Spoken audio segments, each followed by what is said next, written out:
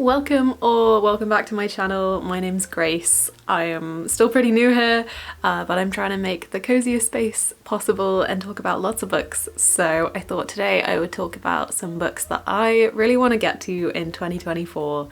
24 books to be precise. Now, some of these are new and anticipated releases for the year, but honestly, most of them are just books that I've had on my list to read for a long time. I really want to get through a good chunk of my physical TBR this year because it is getting out of control. I also think it's important to point out that I am a very slow reader. I only read 34 books last year, and that was the best reading year that I've ever had. So 24 out of those 34 is quite a lot. So we'll see if I manage to actually get to all of these this year. I hope so. They're all books that I really want to get to and I'm really excited by. But maybe I'll do a little check-in at the end of the year and see how many I actually managed to pick up and get through. So without further ado, let's get started. Number one on my list is a book that I honestly can't believe I haven't read yet, and that is A Darker Shade of Magic by V. Schwab. I have not read any books by V. Schwab somehow, but I've been meaning to read this one for years and I've heard so many good things.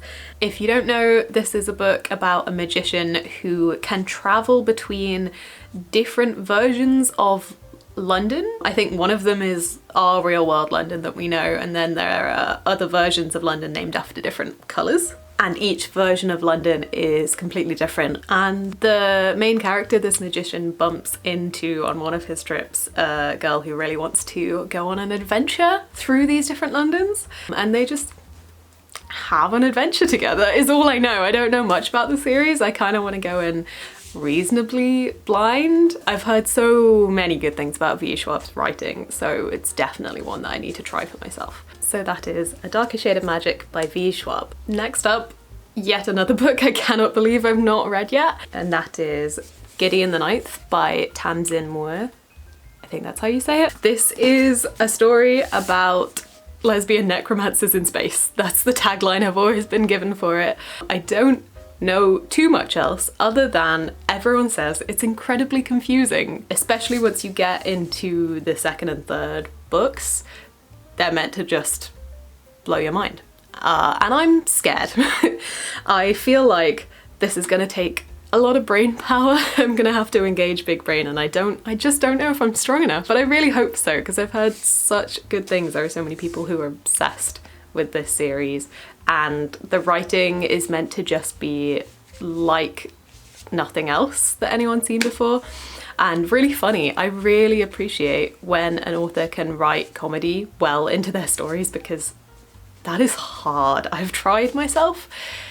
Comedy is definitely one of the hardest things to write. So I'm really excited to see how this author manages that. But yeah, that is Gideon the Ninth by Tamzin Muir. Third on my list is a book by an author who wrote one of my favourite books of all time, and that is Howl's Moving Castle.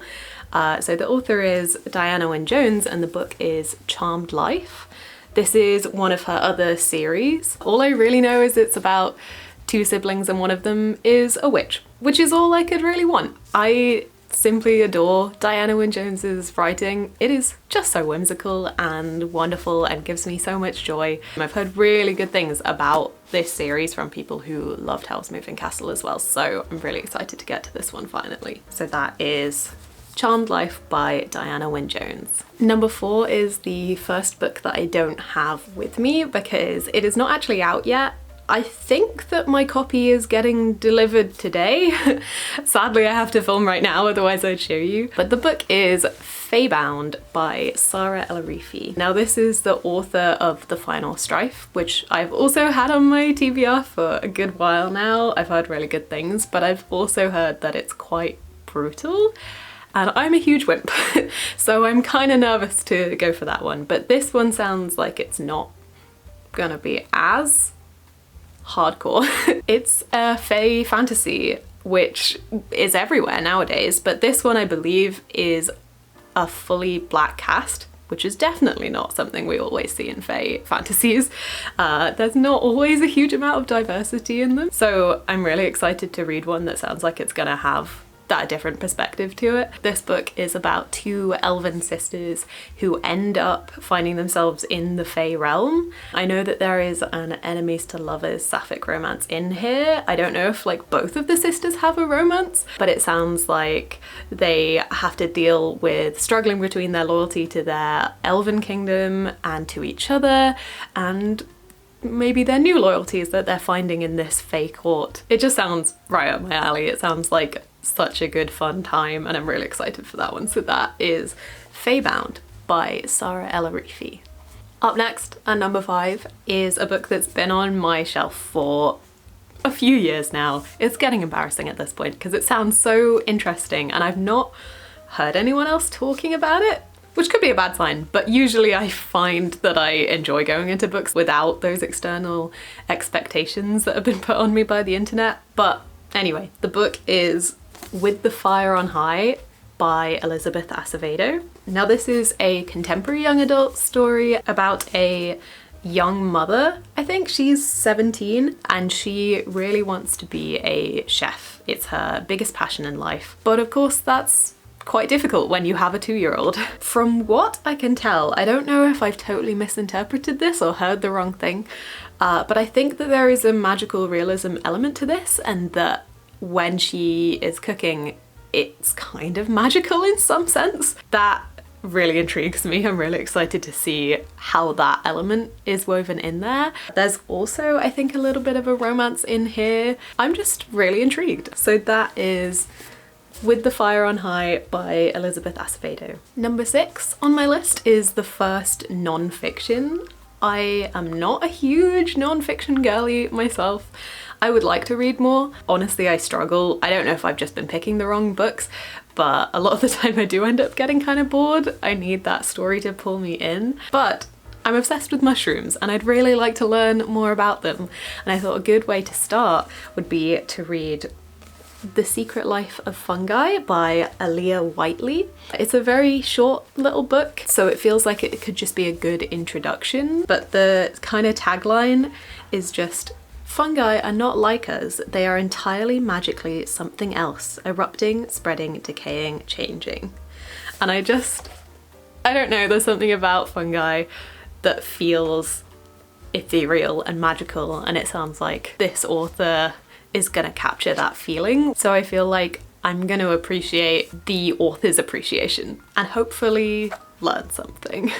So that is The Secret Life of Fungi by Aaliyah Whiteley. Number 7 on my list I don't have because I'm actually planning on listening to the audiobook, and that is The Stolen Heir by Holly Black. Now I did not read The Cruel Prince for years. I don't know why. I've had some bad experiences with the fae fantasy genre in the past, and I think that put me off, but I finally got to it right at the end of last year. I think it was like end of November, and I devoured those books. I read all 3 of them in like a week, which for me is very fast, but I listened to the audiobooks of all 3 of those and I really enjoyed the narration style, so I'm hoping that I will feel the same about the narration style for the Stolen Heir audiobook. So I'm just waiting for that to come through on my library app. I really enjoy that Holly Black doesn't shy away from the folklore of fae and how brutal and cruel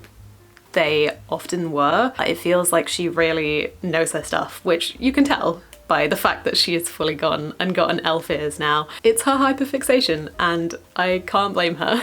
The one thing I'm unsure about is I am obsessed with political fantasy. I love that kind of court intrigue, and that's one of the things that really hooked me with the Cruel Prince series. And I know that The Stolen Heir doesn't have that so much. I think it's more of like a quest fantasy, which I still enjoy, but it doesn't quite hook me in the same way. But I think that because I'm going back to a world that I already know that I love, I think I'll probably still be really engaged with this one. So yeah, that is The Stolen Heir by Holly Black.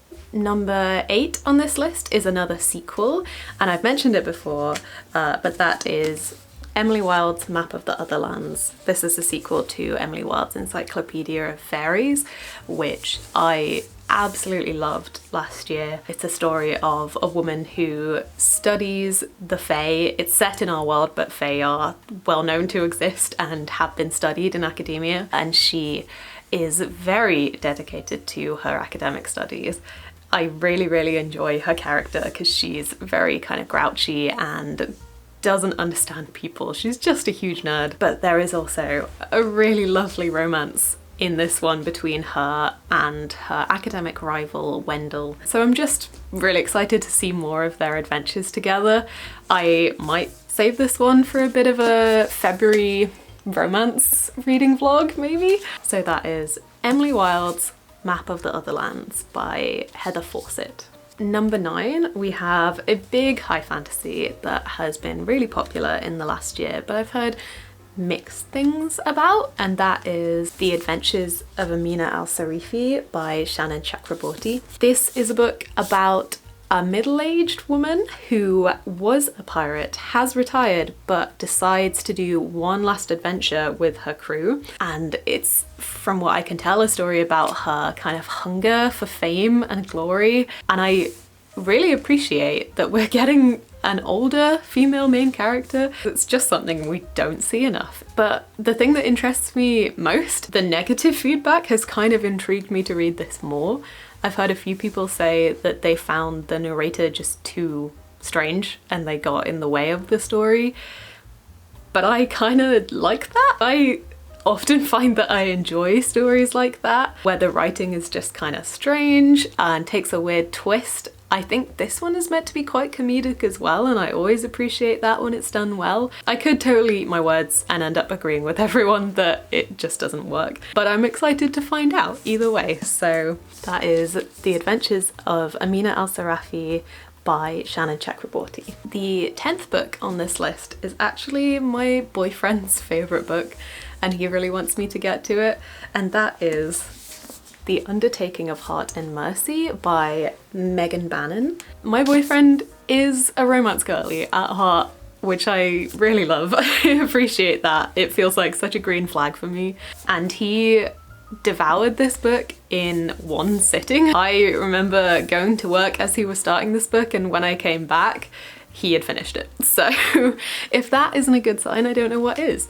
But this also is just really intriguing in the world building setup. It's kind of set in a version of our world, maybe a kind of post-apocalyptic version, but there's also some weird magical shifts and kind of plane stuff going on. And I think zombies, it sounds kind of bizarre, but in a really good fun way. And there's also a bit of an enemies to lovers plot in here that I think has kind of a You've Got Mail style to it. One of them ends up writing an anonymous letter and it ends up with the other person, and they write back and forth and end up, I think, falling for each other through these letters without knowing that the person they're writing to is someone they don't get on with in person. And I think I'm just gonna eat that up. Maybe this is another February romance read as well, but that is The Undertaking of Heart and Mercy by Megan Bannon. Number 11 is a book in my constant quest for more cozy fantasies, and that is Half a Soul by Olivia Atwater. This is, I think, one of those books where it's kind of set in Regency era Britain, but they're a fae, which I've read a few of now and I've enjoyed all of the ones that I've read, but I've heard really good things about this one. It's meant to just be really whimsical and fun, but also have some interesting themes that it delves into. I think it explores kind of the poverty of the time and social injustice, but also with a really lovely romance. The base plot, as far as I can tell, is that the main character had half of her soul taken away by a fae when she was quite young, and this gets her into a lot of trouble, especially when she goes into the London season for the first time. I have a lot of fun little cute romances on this list with a bit of a magical quirky twist, as you can tell, but I'm really excited for this one. I've heard such good things. So that is Half a Soul by Olivia Atwater. Next up, number 12 on my list, is the first graphic novel, and that is On a Sunbeam by Tillie Walden. This is a chunk of a book. I just bonked myself in the face. This is found family and sapphic romance in space. That is all I know about this, except that it is gorgeous. The colour palette is just so beautiful, and several of my favourite books last year ended up being graphic novels. I've started to get into them more, so I thought, why not give this one a try? A couple of my friends have read it as well and they really enjoyed it, so all good things. But that is On a Sunbeam by Tillie Walden. Number 13 on the list is Morgan Is My Name by Sophie Keach. Now, this is a book I haven't heard anything about on the internet, but I just had to get it when it came out. I find Arthurian mythology really intriguing, and I have actually kind of used it to inspire my writing in the past. It's something I definitely want to learn more about, and this is a retelling of the story of Morgana, or Morgan. She has a lot of different names in mythology, and she is generally considered to be the villain of a lot of those stories.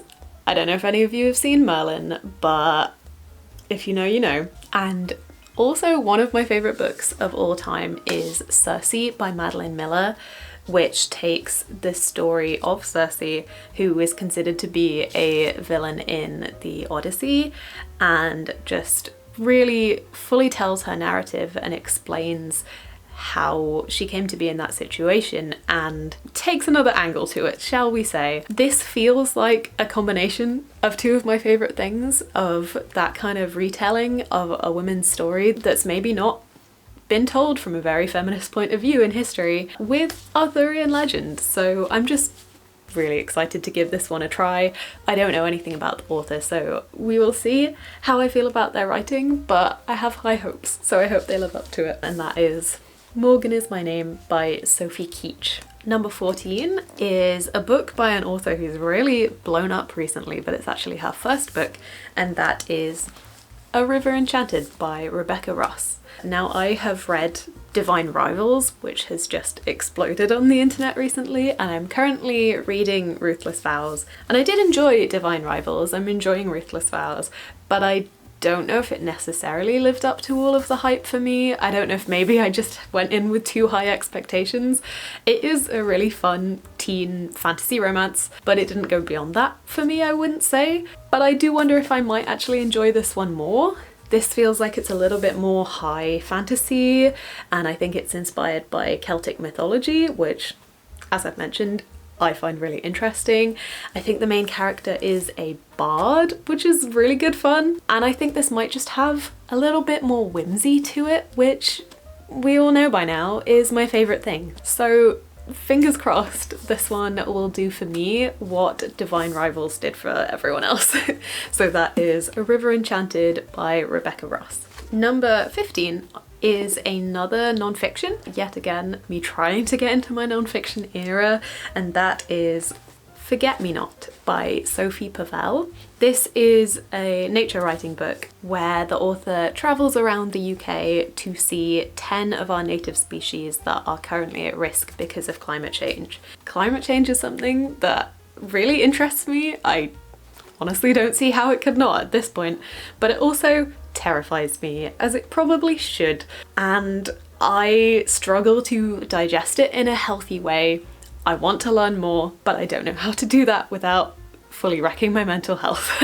One thing I would really like to do is to get involved in more local conservation, maybe do some volunteering this year, and to just learn more about the environments around me personally so that I can appreciate what we have while it's here. So I thought that this might be a good introduction to just learning about a few specific species and just learn about them and appreciate them while they're still around, if it is a possibility that they might not be here within my lifetime. So learning is always good. So that is Forget Me Not by Sophie Pavell. Number 16 on this list is another high fantasy that I've heard such good things about, and it's been on my to-read list for a good while now, and that is The Jasmine Throne by Tasha Suri. Now this came out in like the holy trifecta of orange sapphic fantasy books back in like 2010 20, I want to say, sometime around then. And I've heard so many good things about this book. It is kind of chunky. I'm a little bit nervous, but from what I've heard, there's quite a bit of like court intrigue in here, as well as the classic epic fantasy elements, which always draws me in. And the romance is meant to be really, really good. I know that the third book in the series actually comes out later this year, so I really need to get to this one to see if I want to continue the series. But that is The Jasmine Throne by Tasha Suri. Now, the next book I do not have because it is not out yet. It's coming out this year, and that is Funny Story by Emily Henry. I know this is a bit of a wild card for my list so far. I don't read that much contemporary romance, but honestly, my favourite read last year was Happy Place. This book ruined me. I don't think I've ever cried so hard in my life. I was such a wreck. I kept texting my boyfriend while he was at work every 20 minutes being like, I'm crying again. It just hit me in all of the right places. I know that a lot of people consider this to be her worst book, and I can't comprehend that because it just, oh, I loved it so much. The romance was gorgeous, but all of her characters I find just have so much depth compared to some of the other romances that I have read, and I really related to the main character and a lot of the themes in here. And I've read Beach Read as well, and I really enjoyed that one too. Not as much as Happy Place, but I still really appreciated the romance. It was really sweet. I think she is really good at writing chemistry. I'll read anything by her at this point. So Funny Story is her release for this year. I believe the main premise of Funny Story is that the main character has been broken up with for her ex-fiance's childhood best friend, and she ends up meeting up with this childhood best friend's ex. And they decide to just kind of throw some rumours in the mix and cause a little bit of jealousy. I don't really know beyond that. I assume that they fall in love. I'll probably cry again, but I'm looking forward to it. So that is Funny Story by Emily Henry. Number 18 is surprisingly another non-fiction book, and that is The Artist's Way by Julia Cameron. This seems to have also kind of blown up on the internet recently, which is strange because it's quite an old book now. I am a person who is trying to get back into my creativity, specifically writing for me, but I've really struggled recently for many different reasons, and I'm hoping that maybe this could be the way back in. It's meant to have a lot of great activities in here to kind of refuel you and get you back into that creative mindset.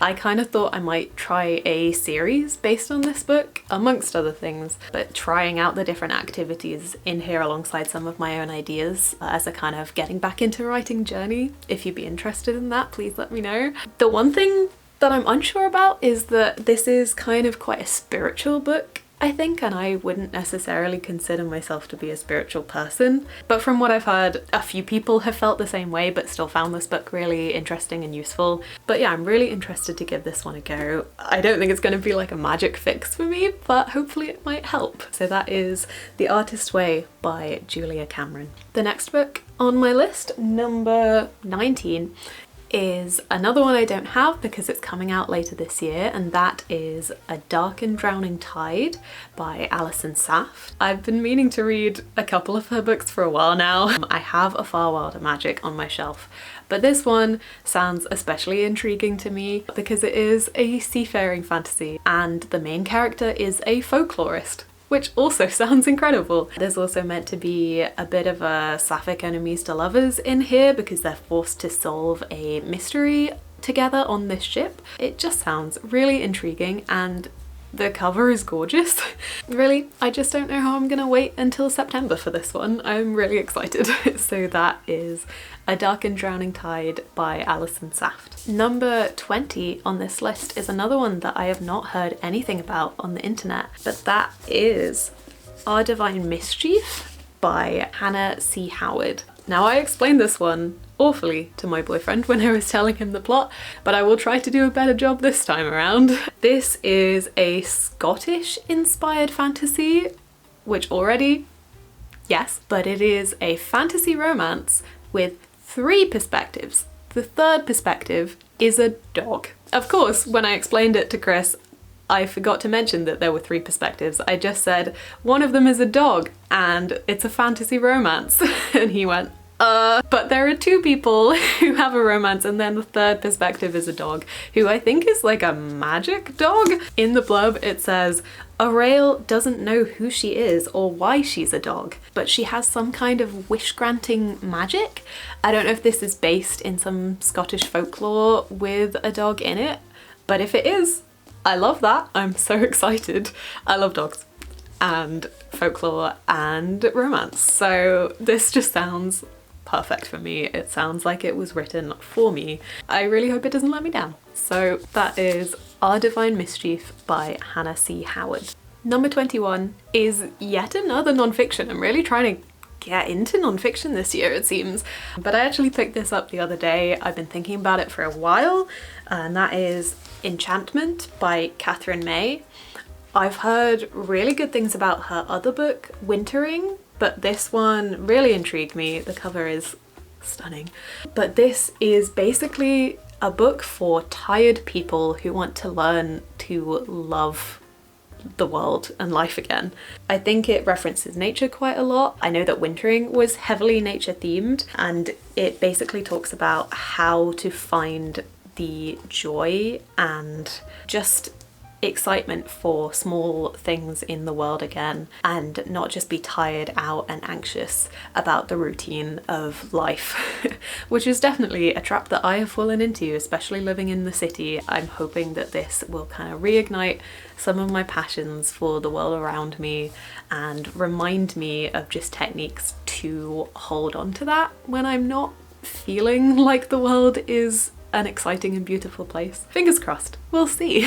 I'm not really a self-help person. I'm a little bit skeptical when it comes to self-help normally, but I think because this has such a nature theme intrinsically linked into it, I'm a little bit more optimistic. So that is Enchantment by Katherine May. Number 22 on the list is a little sequel novella to one of my favourite books of all time, which is Sorcery of Thorns by Margaret Rogerson. I absolutely adore that book.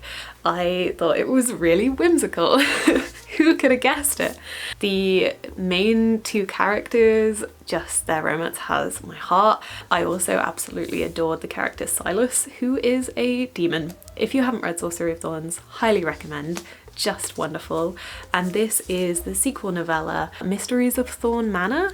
I think that this is about a winter party where some mischief is thrown in, things kind of go wrong. I'm hoping to get to this one soon. I might actually try and do my first kind of 24-hour reading vlog soon. And I was thinking of doing kind of a winter themed one, and I might tuck this one in there as some good motivation because I'm really excited for this one. And I don't know how I haven't read it already. It is definitely time. So that is Mysteries of Thorn Manor by Margaret Rogerson. Number 23 on this list is a book that I got last year and I was so excited for, but I haven't read yet, and I don't want to lose that momentum, so I need to read it this year, and that is Sisters of Sword and Shadow by Laura Bates. All I really know about it is that it's a retelling of the Knights of the Round Table if they were all women, and that immediately sold it to me. As I've mentioned, Arthurian legend is something that really intrigues me, and anywhere where women can be focused in places that they weren't before, we just love to see it. The author of this one has written a lot of feminist theory and non-fiction books, so I think that this will be a really interesting perspective. I hope that it's subtle in that. I found a few kind of feminist books in the past when they've jumped into fiction. It sounded a little bit too on the nose and it's made it feel kind of preachy, even though I agree with what's being said. The way that it's said has felt condescending, but I'm really hoping that is not going to be the case here. I hope it's going to be themes that are woven in with the story and just sit well, but the concept just sounds perfect for me, so I'm really excited to give this one a go, and I will let you know what I think. That is Sisters of Sword and Shadow by Laura Bates. Last but not least, number 24 on this list is a book that I've been thinking about reading for a while, One thing I realized recently is that a lot of my favorite books of all time are actually kids books. I think there's something about, especially kind of older kids books, Anne of Green Gables, Howl's Moving Castle, they just capture that whimsy for me and that joy that I guess you only have as a child when you're still a little bit more innocent and have that view of the world where it can hold so much joy.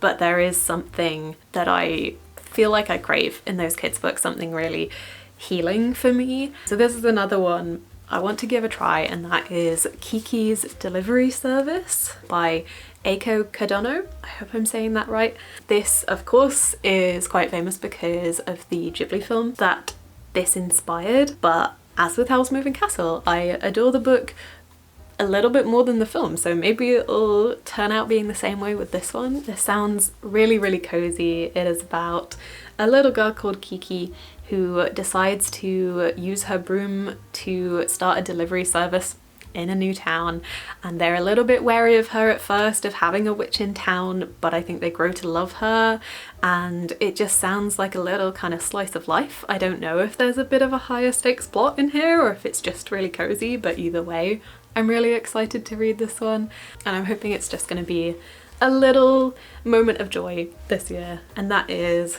Kiki's Delivery Service by Eiko Kadono. So that is all of the 24 books that are high priority for me this year.